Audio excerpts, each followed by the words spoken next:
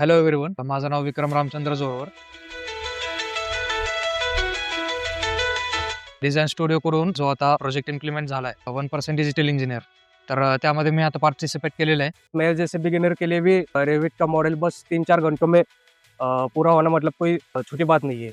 At the start of the workshop, why have you registered for this 1% digital engineer? I have zero exposure towards the software. So as I have completed my graduation, and after that I have absolutely zero idea about what industry needed software that we should be learning. For that purpose, I have joined so that I'll be able to learn accordingly and be industry ready for the future.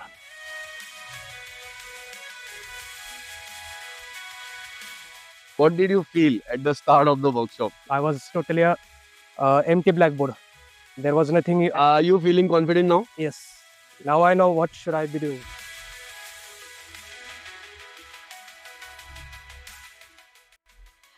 So Vikram, how was your experience today?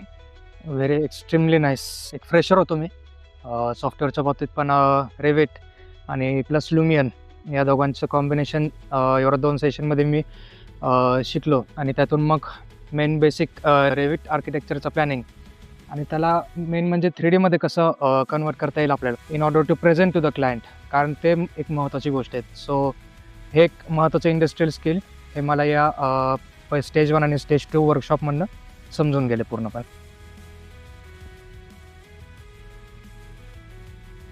Level 1, level 2 आणि level 3 सगळं आज cover झालेलं आहे माझं. Initially काही idea नव्हती मला की कसं काय असणार आहे, पण ग्रॅज्युअली नंतर जसे लेवल वाढत गेले तसे मला अजून आयडिया येत गेली.